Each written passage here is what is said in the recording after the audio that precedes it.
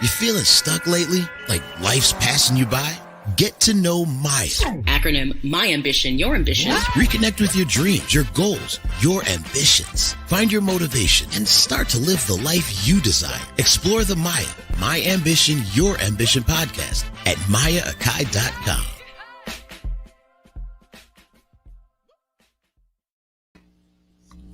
Namaste, everyone. Welcome to episode 29 of M.A.Y.A, My Ambition, Your Ambition. Of course, I like to say I think it's a very forward-thinking podcast that tackles some salient conversations that are directly focused on you. So it's a show all about you, my ambition, your ambition. But the difference is we each determine what our ambition is. So part of what we do here is that we pull back that veil of self-doubt and self-sabotage that keeps us from reaching that best version of ourselves, that happiness. Remember, one of the things I talked about a couple episodes back, we're talking about that daily best version of yourself, attaining daily happiness. I want everyone to stop thinking broadly about the best version of me is this. No, it's a building block and it's an everyday process. And so is happiness. As I always say, if you are a first-time listener or viewer, welcome aboard.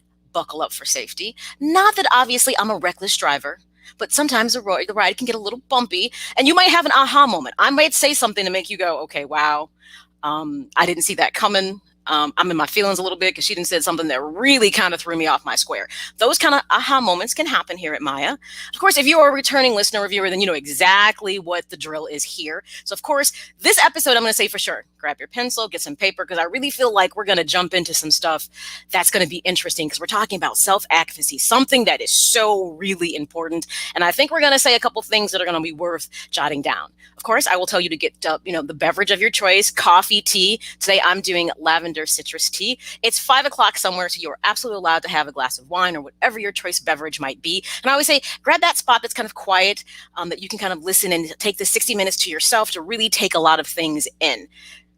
The rule with M.A.Y.A is always this, though. If you're still back on episode 20, that's okay, because it's about working at your own pace, because that particular episode that might be talking about communication styles, like if you've been accused of being aggressive or passive aggressive, you may be getting something from that particular episode that takes a little bit more work. So I'm not going to tell you to move at my pace, you move at your pace, but I always enjoy when you tune in, either way, one or the other. So of course, before we jump into the show, because we do have a guest today, we have to do our housekeeping items. So of course, you can always find episodes of M.A.Y.A, My Ambition, Your Ambition at MAYAAkai.com. Remember, with every episode, there's a podcast companion, means some additional things, websites, articles that you can read to kind of flesh out the conversation a bit more, expand it.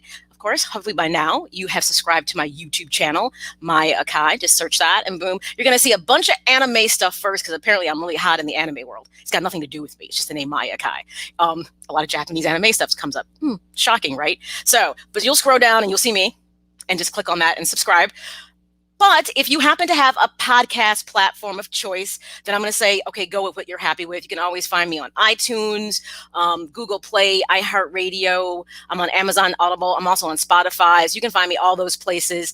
And lastly, hopefully by now you have gotten social with me, which means you're following me on Instagram and Twitter at Maya_Akai and Facebook, M.A.Y.A Presents. So those are all ways that you can stay connected to the show and figure out what's going on. And of course, I always appreciate when you listen, but share the show with others, because one of the things I asked for my birthday, which was on Saturday, was, hey, you know something? I do this as a passion to share information with people, because the idea of mental health or mental illness really is a stigma for people. This is why I address it as mental wellness. And I may say something in the episode that doesn't quite necessarily, kind of start or jump the battery for you, but you might know someone and you may say, I think I know someone who can benefit from this. So like I said, do me a favor, just subscribe to all my, social media things, subscribe to my YouTube page, subscribe to my website, and just share some of my videos on your page. And you never know, you might actually have someone who listens to the show and says, maybe I should go talk to someone because I've really kind of been pushing this down.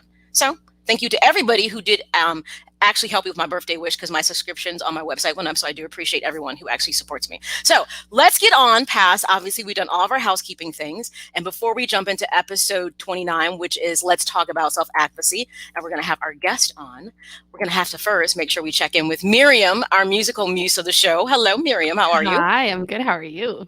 I'm good. So you're like rolling into what, week 2 of releasing the EP at this point? Yes. Okay. About 2 weeks. And I see lots of different pictures going up on Instagram, kind of, showing some different aspects of what you were doing with the project. How are you feeling? How are you feeling now that you've gotten into it more and people are listening?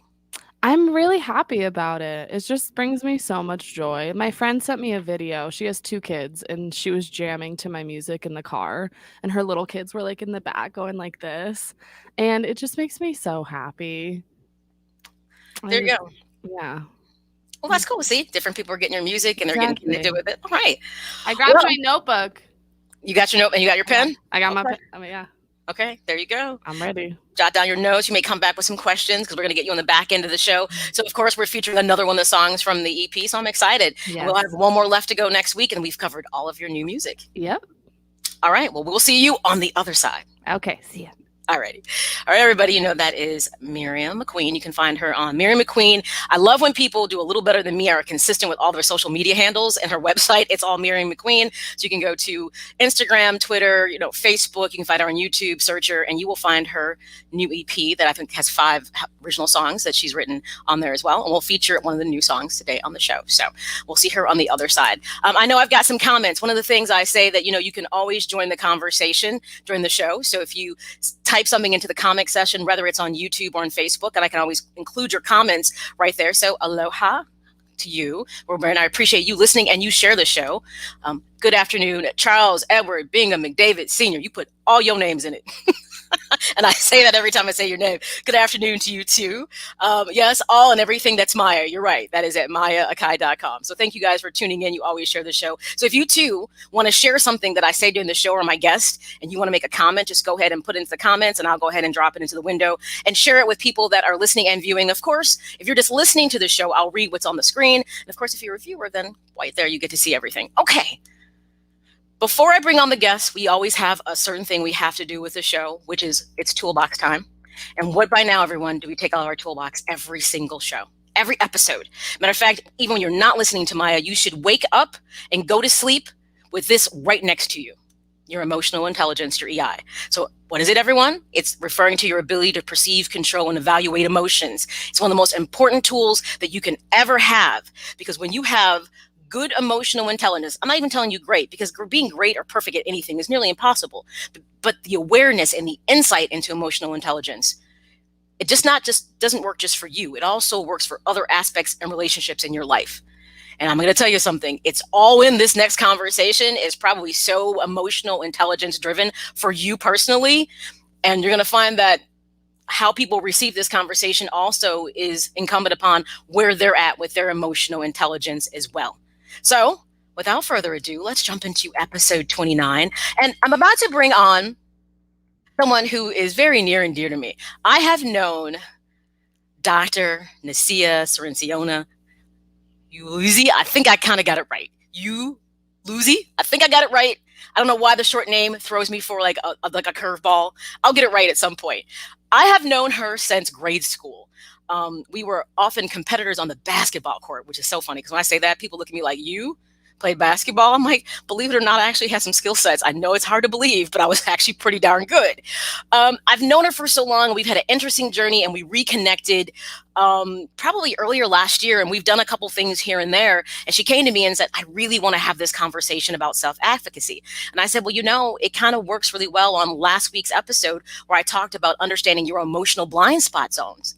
Self-advocacy kind of falls right into this because often that not being tapped into that inner voice, a lot of things do tend to fall to the unconscious. And we'll get into that a bit more. So without further ado, let me bring her on. Dr. Nasiah, how are you?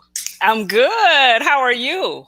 I am good. I'm excited about this conversation because, if people could hear the conversations we have before they go on air, it will be something. I'm excited too. Let me start off just by saying how much I appreciate you, and then just amplify some of what you said.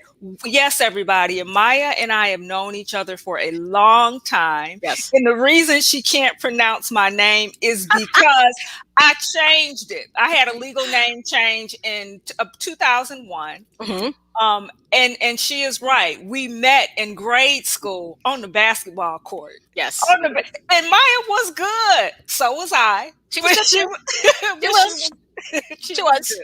So I am thrilled to be here and to have this dialogue, Maya. Can I tell everybody just how it started? Because I reached out to you. Yes, you did. You did. I was looking, was it Saturday? I feel like it was. Yes, it was Saturday. Yes. It was yes. Saturday. I'm in this really reflective mode right now. I'm looking back in on myself.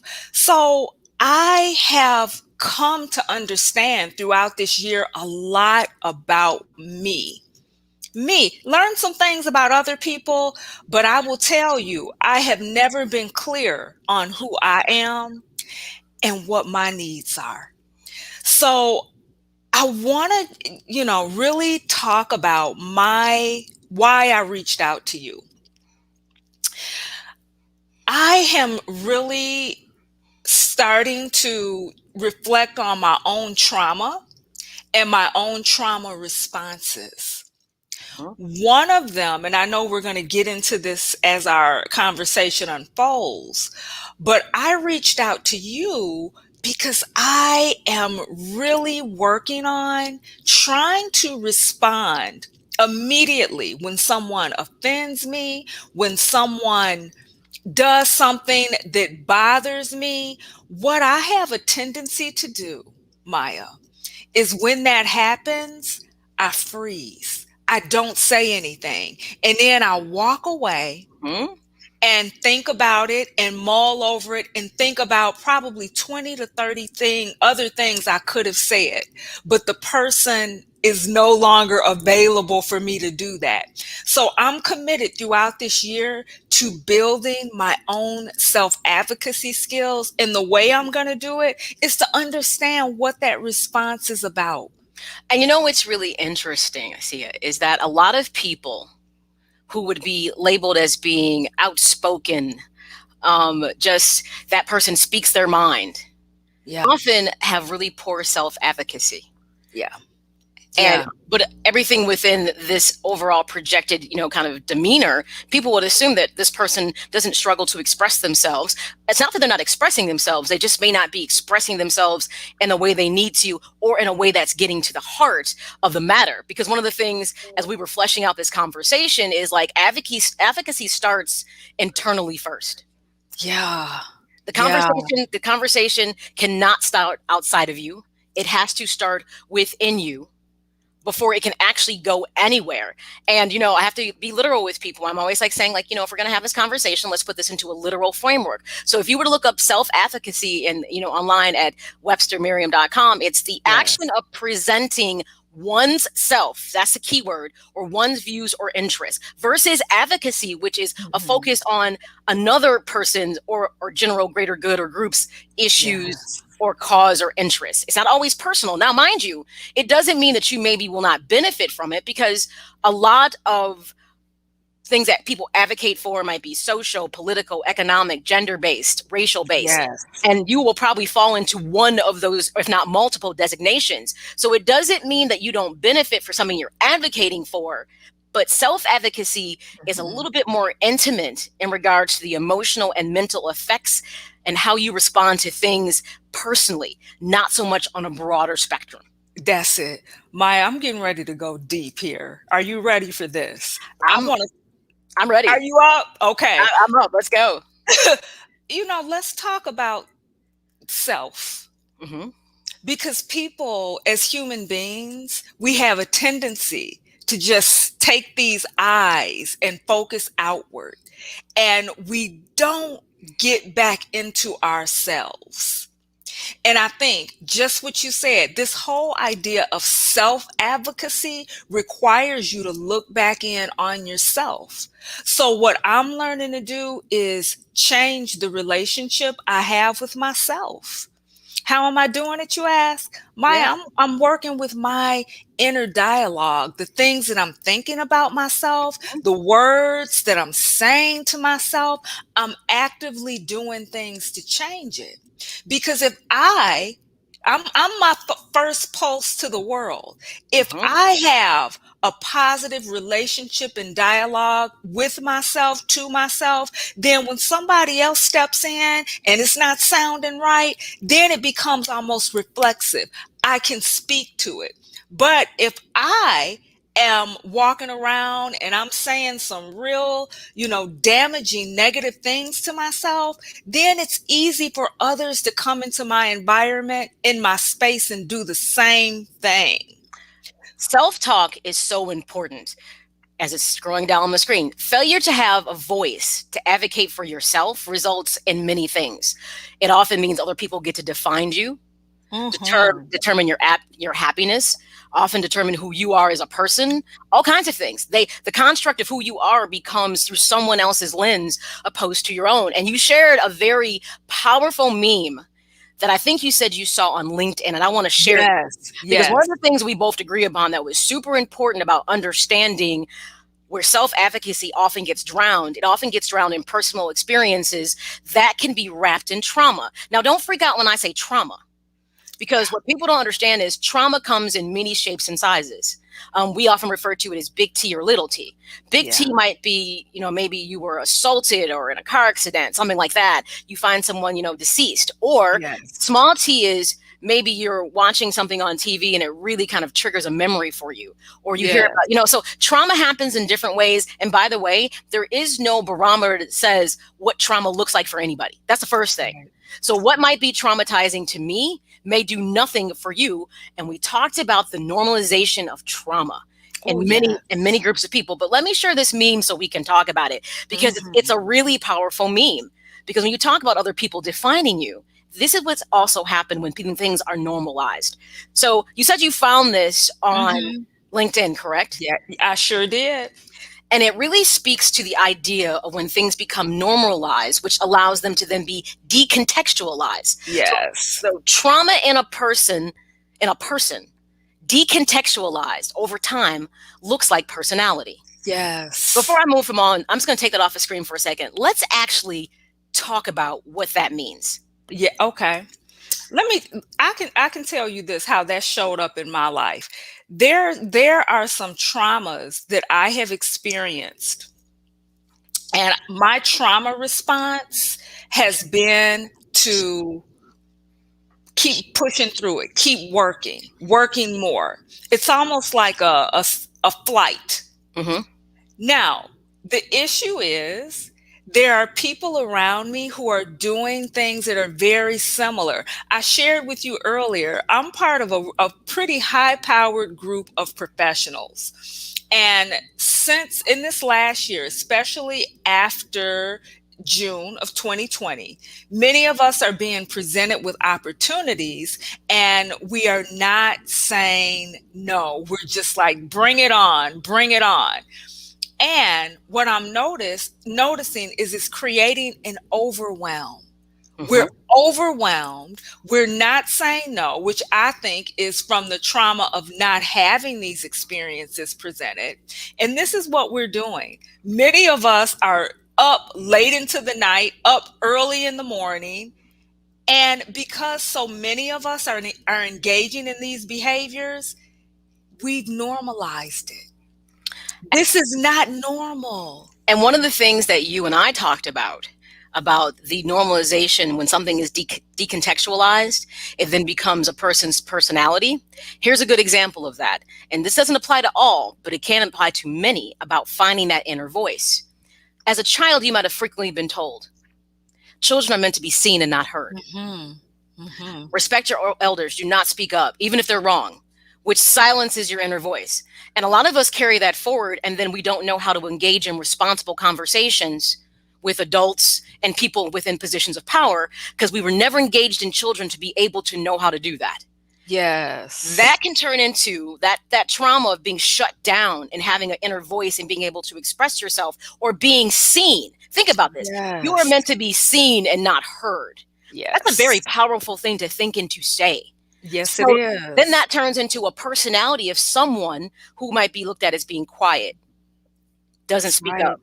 That now becomes a portion of their personality, because they've been decontextualized of not having an inner voice. And that's a really simple example of how easy it is for something to be normalized and taken out of context. Absolutely. Now it's permanently attached to you. Oh, Maya, I've lived it. I've lived it. There are experiences, especially early on, that I came into contact with that silenced me. I learned the contingencies that I was faced with were you either be quiet or you face punishment. So in order to avoid punishment, I was silent. I carried that pattern of behavior into my adult life. I carried that pattern of behavior into relationships. And over time, it shaped me and it started looking like personality. Let's start looking at personality to you as well as to others. Absolutely. The second portion of that meme says trauma in a family decontextualized over time looks like family traits. Yes. Yeah. That's another very powerful one. Trauma in a family Powerful. decontextualized over time looks like family traits. Yes. I can't tell you how many people might be scratching their head right now and saying, family trauma. Okay. Never saw their family dynamics or relationships as being trauma-based. Yes. So there's a family trait that you often will hear someone say, you know, my mother or father never said that they loved me. And I'm not saying that. My mother was overkill with the nurture love thing. She was overkill. Yeah. Awesome. She was overkill. But I've met people as adults who have said their parents right to this day has never said they love them or even given them a hug. Now, I have too. And what's interesting about that is their parents often had the same experience growing up. But love, and remember this showed up in Fences, if you remember, with Denzel Washington. He was like, love has got nothing to do with me hugging you and telling you I love you. It's the roof I put over your head. It's the food I put on your table. Remember that? And because love is improperly decontextualized in a family, that lack of emotion now becomes a family trait. Yes. Yep. Absolutely. And, you know, and I've heard people say, I go out of my way to hug my son or my daughter or to say I love them because it was something that was absent. And I didn't want that to continue into my family. Yes. You know, and that's like the best case scenario. If you have people who are aware of those patterns, who can see them and who are conscious enough to change them. But so many of us, and it's going back to that self and going inward, don't take the time to do the work, Maya, to engage in that self-reflection. Patterns, rhythms, routines, the way we do things, that's real. And what you're speaking to with the family, if you don't address it, it keeps repeating itself over and over again. And it becomes a family trait. A family trait. That's right. The final one, trauma in people. So we're going broader. We're going individual, family. Now we're going to the larger culture or community. So trauma in a people, decontextualized over time, looks like culture.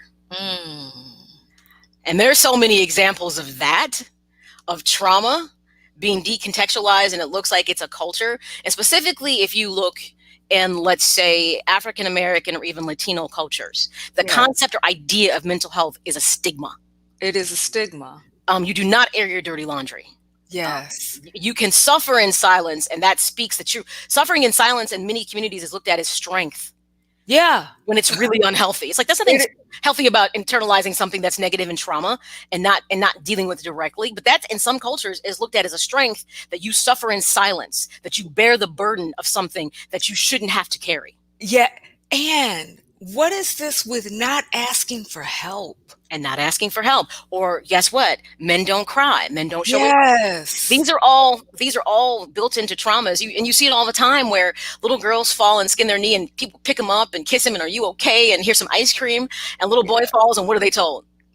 What are you crying for? Get up. That's right. Blow out the fact that he feels any pain.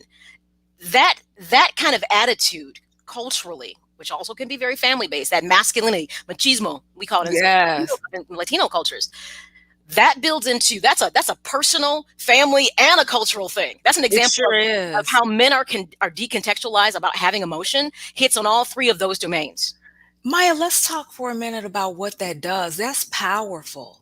I've raised a son, and just from raising my own son and coming into contact with so many young men, I will tell you that we need to love on our boys and give them affection and teach them how to manage emotions in this space and time more than any other.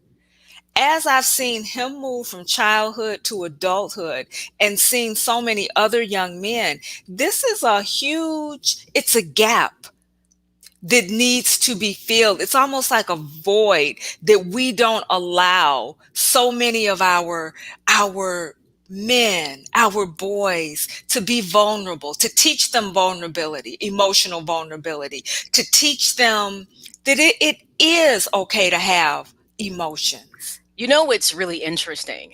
And I have this, there's, first of all, I think there's really this misunderstanding that, yes, Black men and Black women have very fractured relationships for good reason. But I also think it gets perpetuated way more than it should. Mm-hmm. Because I really do have, in the scope of my job and working in an ER, I really do have a soft spot in my heart when young Black men come in and they're struggling. Like I had a little boy that was 11. And when I just tell you everything about me, really wanted to just give him a hug, but obviously I couldn't because of COVID and space inappropriateness in my job. But the thing was how he opened up and talked to me. And it was like almost like he just wanted someone to give him that lifeline to express himself. I had a man who was like 29 who was literally in tears because he's like, the system's stacked against me. He goes, I'm trying to do right. I'm trying to get a job and not be in jail, but this is happening. He goes, I fall in love with this girl. First real relationship I have. I'm trying to do the right thing. And then she's like, you show too much emotion. He goes, what am I supposed to do? I'm supposed to be a hardened criminal over here. I'm not supposed to have. I mean, when I say the man broke down and just cried, I was like, oh, okay, breathe. I've seen this repeatedly. I mean, I have too. And this comes from that trauma of not having that internal voice, not being able to advocate. And he even said to me, if I try to talk about what I feel to my father, he looks at me like, you weak as hell. He said, that's what he told me. Actually, he said, that's not exactly what he said. He was a bit more graphic in what he would call him. He goes, so at that point, I felt like, well, I'm not being a man if I talk. He goes, but I can't hold this in. You know what his response was? If I have to keep holding this in, wouldn't I just be better off dead? Oh. And he said, feeling nothing. And I said, no, not at all. I said, you are evolving in your emotional intelligence and you're trying to connect with people who are not even on the same page. This is why your EI has to be out. Your EI antenna has to be out. So you're not expecting to get something from somebody who can't give it to you because they don't have it to give. They don't have it to give. And that's what a lot of people miss, and Charles Edwards Bingham McDavid Sr. he's sharing his experience that he was not asking for help. He would just grind it out, and just grinding it out over time takes a toll. And we'll get to that a little bit down the road. Real talk time. Self-advocacy is taught, acquired, learned, and modeled. Rarely does it come into existence on its own. Let me just tell you that. And we talked about where you learn your cues from, that it's okay to be emotionally open. Yeah. To have good EI. So my joke earlier was about my mom, how she was overly nurturing. I was like, lady, what are you doing? She just turned out to get the girl who was the tomboy, so to speak. Yes. So I was rough, tough, and tumble. A little 5-foot girl was rough, tough, and tumble. Yes, you were. I was, me. I was the girl who was arguing with the referee. Like, what? That's right. That's right. I was rough, tough, and tumble. And I wasn't an overly emotional person, which is weird. People always say you're opposite of your parents sometimes, like your mother. Yeah. And I was directly opposite of my mother in emotions. I was kind of a shut down, be strong, kind of power through it, because I had two different role models in my life. I had my mom, who was very emotionally open and was aware of the trauma that had happened in our family and wasn't willing to carry it forward with me. But I was also raised by my grandmother, who perpetuated, may she rest in peace and I love her, but perpetuated a lot of trauma on a personal, family, and cultural level. Yes. I hear you. And speaking to that, we talked about what our boys go through. What about our little Black girls and how we raise them in this whole racket of be strong? Think about the trauma. Yes. And that's an overstatement. Anytime we tell anybody, and it's misinterpreted, I can't tell you how many times people will be like, oh, you're a tough girl and you're solid as a rock. I said, let me tell you something. Don't get it twisted. Just because I'm not the person who folds under pressure, who will push through it, who doesn't, Yeah. I don't run from a challenge. I realize to grow, you have to meet things head on. I was always taught you never run. One of my earliest experiences, and this would be my grandmother, is that I went outside to play with a group of kids in our neighborhood by myself because my normal like little group of family members that were older than me, like by 5 years, had went on a vacation and I was left behind. So I was bored. And eventually I'm like, I'm not sitting in the house, even though they told me don't go play with those kids. I was like, okay, I'm bored now. I'm going outside. So I go outside and what happens? A fight. So it's me and like 6 other kids and they're pushing this girl to fight me for whatever reason. So I kind of hightailed it back in the house. And my grandma was watching on the porch. And I got to the door. And she looked at me and she said, where are you going? I said, I'm going to go watch TV. She said, oh, no, you're not. She goes, you got 2 choices. You can go watch TV after I break you off something with this switch. Ooh. Or you can go back outside and you can fight. And I thought about it for too long and she gave me a lick. And I was like, okay, yep, nope, I'm going outside to fight. That was actually the first fight I ever had. And I didn't have a whole bunch of them, to be honest. And I went out and I did it. And I was mad when I came back in the house. And she was like, don't you ever run from people. She goes, if you start running now, you'll never stop. Yeah. She goes, now, it doesn't mean that every encounter in life is about a physical fight. She goes, it might be an emotional fight. It might be a mental fight, but you have to really toughen yourself up because she goes, if that's the case, people will always walk all over you. At the time when she was saying that, I was pissed off, obviously. So I was like, what? Man, get on my face. I didn't say that, though. I was just thinking that because I was mad. Yes. But that was an early life lesson about you have to be able to be strong to survive. But what that doesn't mean is that you don't have emotional needs that still need to be met because you're independent or you're not the damsel in distress or you're not needy. People misinterpret that a lot. They misinterpret it and it's caused damage. That misinterpretation. We want human beings to be resilient, but part of being a human being, and I remember this from a textbook I had when I was in elementary school. It was called People Need People. Yes. Part of being a human being is understanding we do need each other. Nobody goes it alone, not 100% of the time.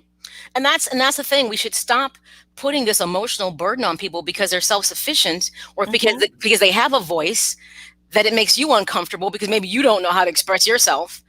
And then you put them into a silo. And that gets into, if you're a person who struggled with finding your internal voice because unfortunately you've been conditioned, like you said, somebody blows a dog whistle and all of a sudden you just fall into line. You said that when we're talking about this, a situation happens and it elicits an immediate response of you shutting down and not doing something about it like you want to. So what we would say is, if you had to find your internal voice to become your personal champion, there's some things that you have to start doing that's going to move you in that right direction. And Dr. Nasiah, one of the things that you talked about was change your internal dialogue. First thing, I've been working on that this entire week, and I want people to join me. Every morning I wake up, I sit down and I journal and I develop a list every morning of positive I am statements. Affirmations. I am brave. I am powerful. I am brilliant. I am beautiful. And 40 words. And I'm going to do that for the next, you're supposed to do it for 40 days. I pulled that activity from Iyanla Vanzant's website. And she talks about, if you can do that and build fluency in thinking about yourself in those positive ways, you can change your inner dialogue. So many of us, when we speak to ourselves, it's criticizing. It's amplifying those negative things that we've been told as a child or even an adult. How many of us take time to feed ourselves beautiful words about ourselves? Not a whole lot of us. So I ask people to join me in that challenge and really getting in touch with what you're saying to yourself and change it. Especially if you're getting a lot of negative feedback from other people, because we are, and we create these little things that say things like, I don't care what people think. Stop lying to yourself. You care about what somebody thinks. You may not care about what everybody thinks, but you care about what somebody thinks. And that somebody that you might care about, what they think about you could be a detriment to your emotional and mental wellness, because what they think of you really kind of drives your emotion, because people give too much power to other people. We had an episode about taking back your power from people, how we so easily give it to people who, to be honest, don't take care of it, and nor do they deserve it. Yes, I But we love so, that, Maya. we I so gotta watch that appreciate. episode. Yeah, I keep saying Take the power back. you got to take your power back. Something Yeah. else, and I think this next one that we talked about was huge. Forgiveness of ourselves through compassion. Don't you find that we make excuses for other people when they make mistakes, specifically people that we love or we think highly of? We will create excuses to forgive them and find reasons to keep giving them a second chance. But often we lack that same type of understanding and compassion for ourselves. We say, oh, I messed up. How could I have done that? Okay, we all make mistakes because we're human. Maya, let me tell you, if people get nothing more from this time, our time together here, please understand it's necessary. As you are becoming a strong self-advocate, give yourself grace. You know, you have to crawl before you can walk. It doesn't happen overnight. Forgive yourself, be gentle with yourself, and be compassionate with yourself, just as you would others. Looks like I might have lost her. She's froze because she was saying such a powerful thing right there. Her looks like she froze on her internet, so I'm sure she'll be back in a second. But we're talking about when you're trying to find your inner voice, become your personal champion. The first thing we talked about is you got to change your internal dialogue, you know, which ultimately means that you have to be willing to forgive yourself, and be willing to say, you know, something. And the thing about the change your internal dialogue is affirmations of positivity is what we first talked about. The second thing before, okay, it looks like you're back. We were talking about, yep, looks like you're back. Forgiving ourselves through compassion, like we were often will forgive others. So we kind of lost you in the midst of your thought. Oh, okay. It was powerful. I hate that I have horrible internet, but Maya, what I said was, if people get nothing more from this, get from it that we must be compassionate with ourselves, gentle with ourselves, and give ourselves grace. Grace, because you have to crawl before you can walk. Self-advocacy, I think it's an ongoing process to become a good self-advocate. Yes. It doesn't happen overnight. No. It doesn't. And like I said, because it's something that it's learned, it's acquired, it's the experiences in your life that help you to become a self-advocate. So for instance, as a child, I was provided a voice. Don't get me wrong. I still got you're talking. I got that every now and then. I was like, yeah. It was innate. I got in trouble a lot for talking. I mean, I did, and you know me. But I was empowered to have a voice. I was empowered to stand up. And there were times I got in trouble for it. But the key thing about the times I got in trouble, I stepped back and I looked at, you know something? I'm only getting in trouble because I challenged authority. Not because I was wrong, but because I challenged authority, what people want you to do. But the good thing about that was moving through my adult life, I didn't shy away from challenging the system or authorities. I was like, not just to do it, but if it was wrong, I was like, oh, hey, stop. We need to talk about this.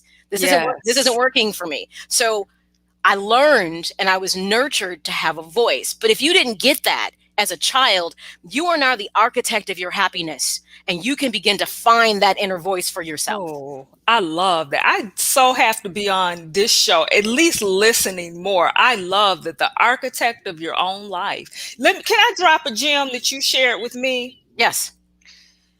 Everybody, when I called Maya Saturday, she dropped a gem because, again, this is something that I am actively working on. I asked Maya, what do you do when you are encountering someone and you're having a conversation and they say or do something that offends you? Now, me, depending on who it is, I freeze because I try to avoid the conflict. That's my trauma response.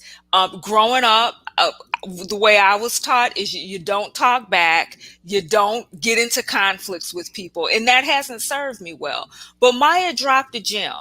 She said, when that happens, summon up the strength to say a couple words. Okay, what you're saying is bothering me. I want to address that with you later. I can't do it now. I'll address it with you later. And what that does, that allows you time to go collect your thoughts, process it, and then it allows you an avenue back in to be that powerful self-advocate. I have shared that on my YouTube channel. I've gotten so much feedback, Maya, that people are taking that advice and they're using it because it's a practical tool. It's step one in being able to empower yourself, because when you do that, you are preparing yourself to respond appropriately opposed to reacting to a situation. And often when you react, that means now you got to go back and do cleanup work because you said something you didn't mean to say. Yes. Everyone can't think like I can think off the top of my head, like real quick. I'm just like that. I come out the gate. You were born like that, I think. I think you're wired like that. I think I am. As a child, I was wired like that because, like I said, I got slapped in the mouth numerous times. Yes. I mean, but I wasn't wrong. But it was like, okay, really? I'm like, well, this is your fault. You made me like this. But really, no, I tell people, but it takes time to be able to get to the point where you can really find that voice and express yourself. But it's important to put a person on notice that they've done something that you don't particularly care about.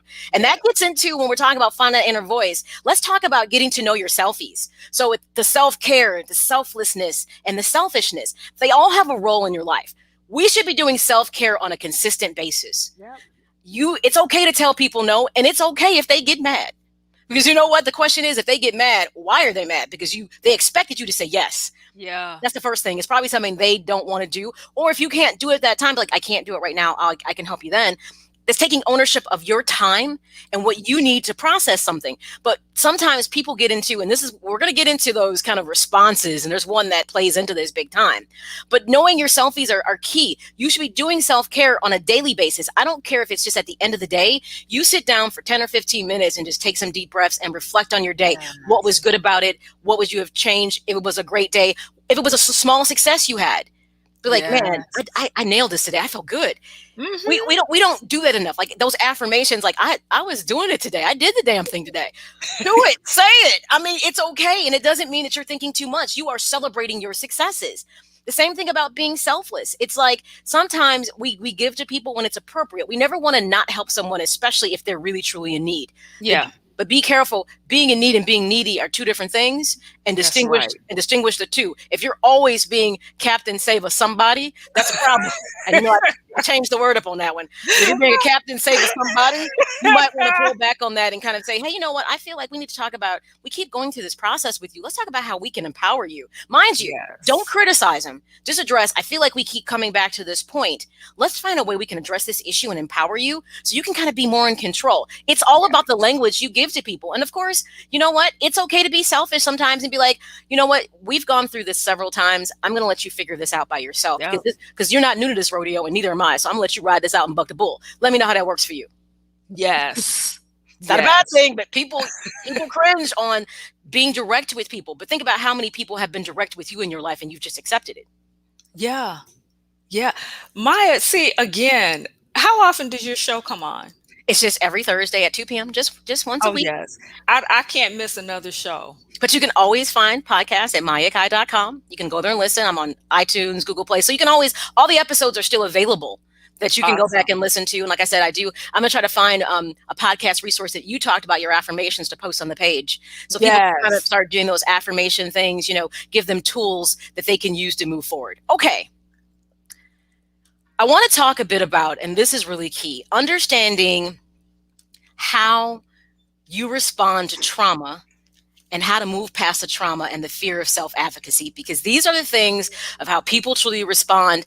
And I'll tell you what, most of the time, Dr. Nasiah, people are conditioned to do this. Yes. Like Pavlov's conditioning. They do it without thinking twice about it because they've been doing it for so long. The pattern behavior is just innate to them. So I want people to ask themselves this question. When faced with uncomfortable situations and choices, first, do you stand and fight, or do you flee, which is called flight? Mm-hmm. And this is what you need to know. So you get into a situation, whether it be a personal relationship at work, and work dynamics can be scary for people. You're like, I don't want to say the wrong thing to my boss and I get fired. I get that. Yeah. But at some point you still need to address issues. I'm the kind of person, I'm a pretty much flat out stand. I'd be like, you want to box about this? And I'm not always fight. but I'm not You always, right. but I'm not aggressive. I mean, I know the person I'm dealing with, but I will deal you. I'll put the mirror back up and I'll tell you, the reason I said that to you like that, because that's exactly how you talk to me. And you probably didn't like the way that felt, did you? Just reflect on that. And people are like, Yeah. dude, I'm always dealing like that. But I mean, seriously, I'm a stand. I will fight it out. I will not, just run away, because that was something that was instilled in me as a child, to never flee. Yes. To run from things, because once you start running, you tend to never stop. I'm here to tell you that begins to shape your behavior. It really does. It's I want us to get into these other responses, but the fight is one thing, but if your pattern is to always flee and move away from it, it's hard, not impossible, Maya, but it can be a challenge to change that behavior once you get so accustomed to not dealing with it. If it's a trauma response. Right. Now, mind you, I'm not talking about physical danger. Now, if it's physical danger, you need to run. I'm talking about, these are purely like the emotional, mental kind of entanglements that you may get into. Nothing physical. So if it's like physical danger, I'm gonna need you to run for real. That's flat out. So I want to make sure I distinguish that.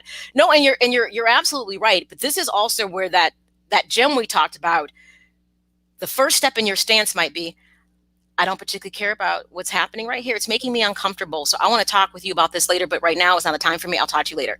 So though you're leaving, you did put up a little bit of a stand. Yeah. It's a tiny step in kind of addressing and being able to go find your internal voice so you can then respond to them opposed to react to them. Now, the other two are interesting. So when you're faced with uncomfortable situations or choices, on the flip side, are you a person who freezes, you hold, no response, you just look like a deer in the headlights and don't even know what to do? And often the situation is gone and past, and you're still standing there, like with no idea how to respond. Yes. That's why it's like a deer in the headlights. A deer see headlights, and they don't know to run. They have no idea, and they get ran over just because they don't know how to move. They're disempowered at that point. And that is an excellent metaphor. That's it. It freezes them. It freezes them in place, and they're hypnotized by the lights.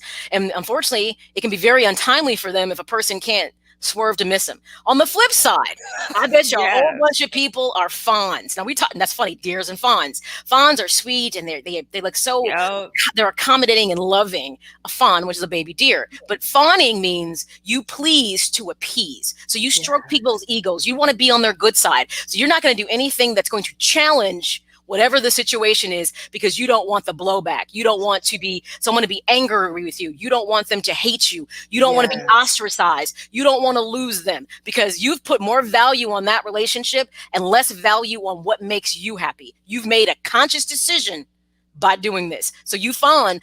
I know a person who is a fawn night and day, and I've told her this. I said, you're going to keep getting walked over because you lay down and ask people to walk over you. Yep. And they know it. That's the thing. They know that they can literally get her to bend to their will. Yes. Fawning is interesting because it's so acceptable, and it gets reinforced so frequently by people who are being fawned over. It's interesting. And people don't look at it as a trauma response, but it is. You know what's interesting is a person who is really good at fawning often gets called a brown noser. Because they're always looking to smooth things over and be on the good side or be on the right side of whatever the situation is. Doesn't matter if that's not the right side for them. They just want to be on the right side where everybody else is, even if it's not good for them. So that's the key about fawning. Is if you're a person that's constantly trying to appease people in situations, you need to step back and say, why does how they feel matter more than how I feel? Yes. Yes. So as we're winding this down, let's get into a real talk time too. 2 in a show. And we talked about this, creating, that community it's important, because it's literally that community support is a form of advocacy. It is. It's big time. It's a form of advocacy, because one of the things about advocacy, and I'll throw on this banner really quickly too, because I think it does a great job of addressing it and saying kind of what the tenets of self-advocacy are. It's that when you're talking about self-advocacy, it's the ability to articulate your needs and to make informed decisions about what support is necessary to meet those needs.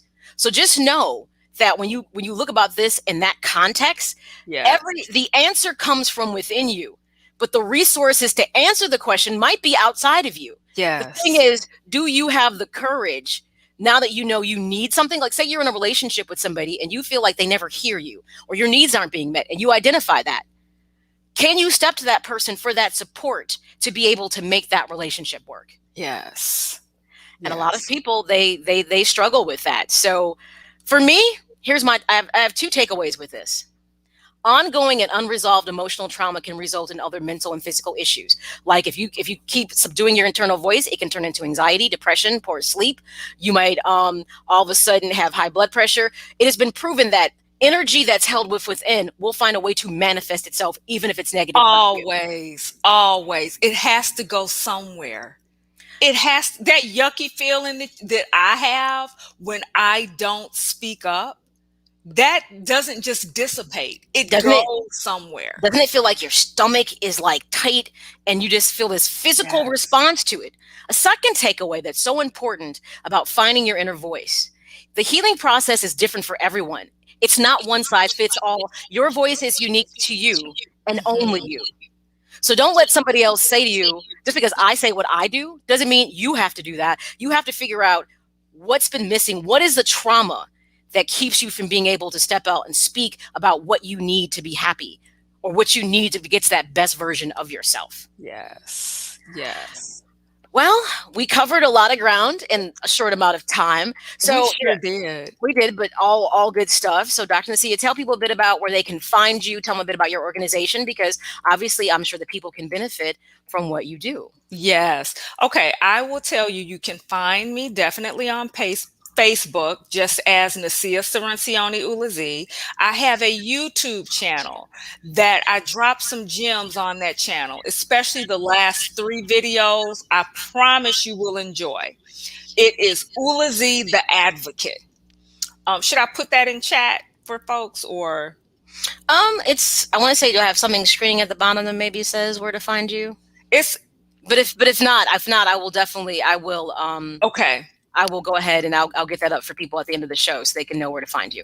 Got it. I think Ulezi the Advocate is, I have another channel, but Ulezi the Advocate, if you're here, you will enjoy the content on that channel. And I'm hoping to come back with you, M.A.Y.A, to do more. Oh, of course. Yes. It's always good when people don't have to listen to me talk the whole show. I want to do more. I am 2021. I'm all about improving myself. And I want to take other people on the journey. I don't want to be there by myself. I want my community with me. Collaboration's a beautiful thing. So it is. All right. Well, we're now to the back end of the show, and it's time to bring on Miriam so we can feature her next show. I'll go ahead and throw you back into the green room, and you can sit around and listen, and we can chat after the show. Awesome. All right. Sounds good. All right. Thank you for coming on board, everybody. Thank you, everybody.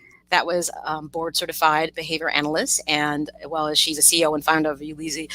I almost got it right. LLC. I'm getting there little by little. So I'll get some information on how you can follow her outside of the show. But now it's time to talk with Miriam. Hi. We're featuring another one of your songs from Heart of Gold, which is so exciting. I'm looking forward to this. So, Woman of Wonder, right? Yes, correct. So this is her EP cover, as you can see.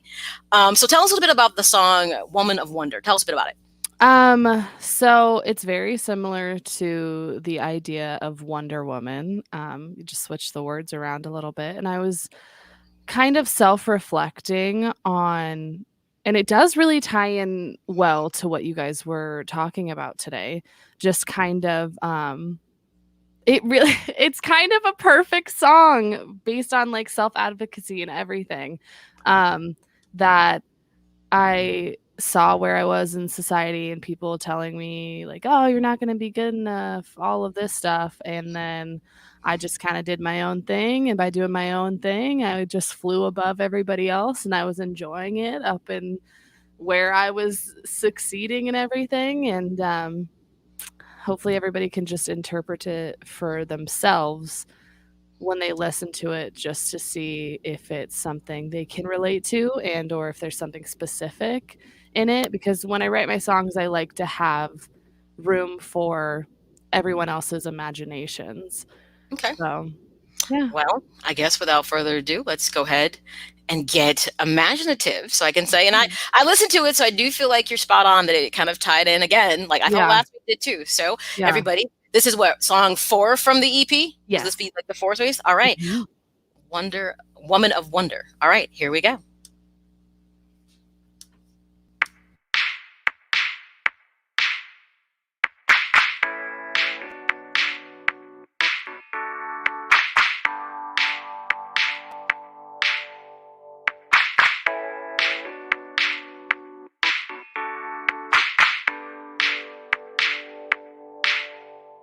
Let me tell you a story I think you're gonna like very much. Oh, it's not a prince or a princess, kisses, wishes. Oh, it came from blood and bruises. Scars show that you're real. A heart that's aching is still knowing you can feel. And time is taking, but then give so you can heal. Can you heal? This is how it goes, this is how it goes, this is how it goes. This is how it goes. Everybody knows, everybody knows. Does everybody know? One day she flew into the clouds and she didn't look. Now she felt rain and there was a lightning and thunder. Everybody who always told her no was stuck walking down below. No more pain, she was the woman of wonder. Woman of wonder, she is the woman of wonder. Yeah. Tell me a story of magic and I'll tell you one of a girl who has had it. Tell me a story of magic and I'll tell you one about a girl who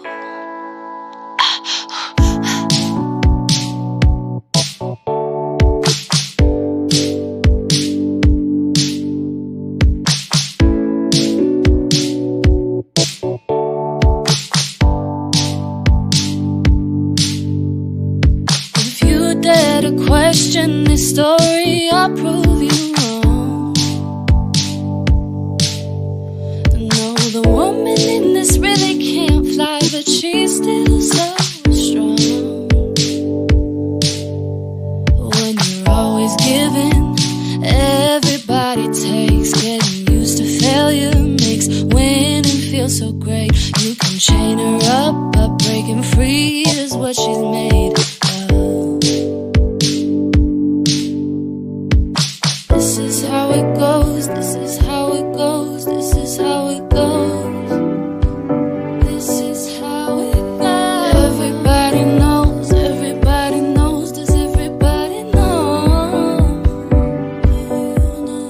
That one day she flew into the clouds and she didn't look down. She felt rain and there was a lightning and thunder. Everybody who always told her no was stuck walking down below. No more pain, she was the woman of wonder. Woman of wonder, she is the woman of wonder.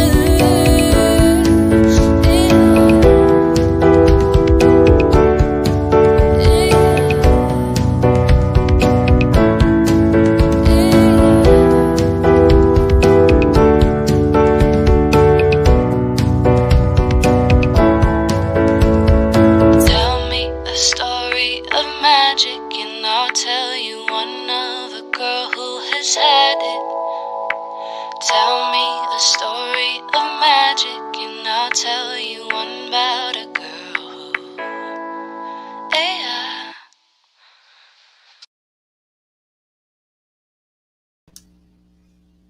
Well, spot on. I loved it.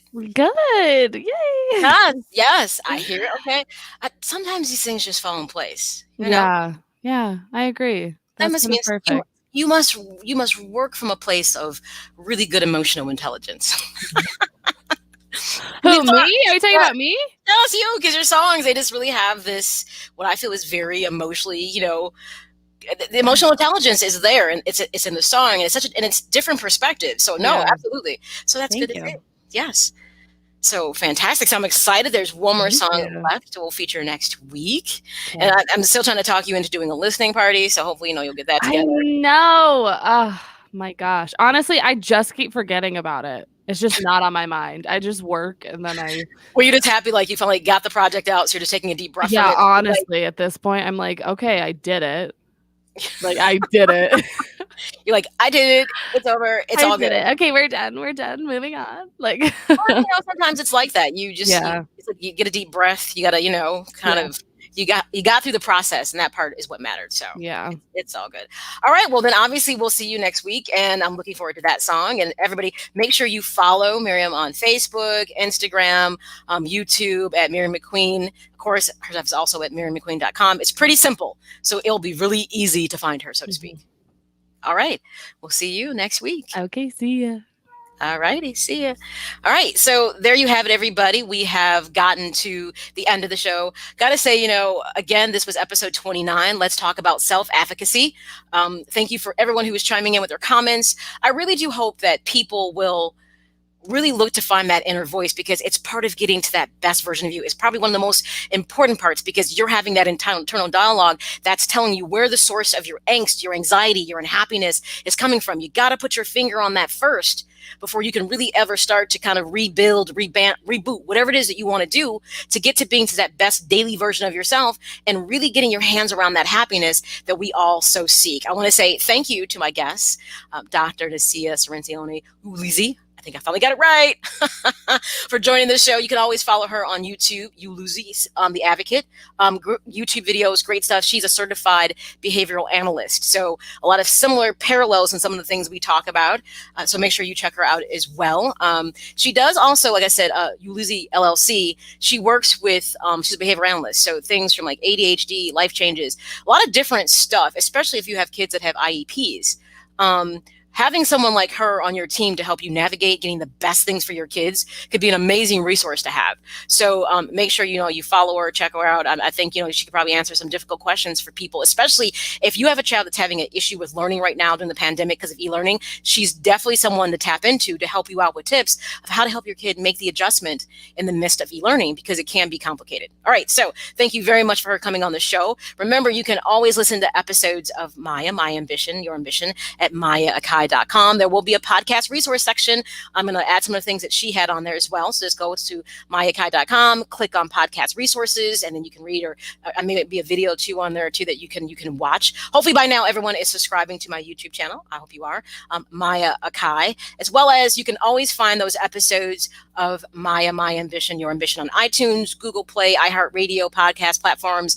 I'm now on Amazon Audibles, Spotify as well. Just search M.A.Y.A, My Ambition, Your Ambition, and the podcast will pop up. Okay, everybody, that's it for this episode. Thank you for tuning in. And how I always end the show, it's so key to know that your present becomes your future is no more. So every day you have to live it to the fullest. We always think so far down the road, but the minute you live today, it was that future that you once were thinking about. I know people say, when you say that, what exactly does that mean? It literally gets into your present becomes your past and your future is no more, because every day that happens was a future that was meant to happen. The question is, what did you do with that day? People always think long term. I want you to start thinking on a daily basis about how to get to that best version of you and how to harness your happiness. It's pretty straightforward. I don't know. So kind of chew on that. That's a good takeaway. I say it all the time. I'm like, but people, do they really understand what I mean when I say that? So hopefully it means a little bit more to you. Okay, that's it for this episode, everybody. Thank you for tuning in. I will see you next Thursday, obviously at 2 p.m. Central Standard Time. Until then, everyone, stay safe and have a great day.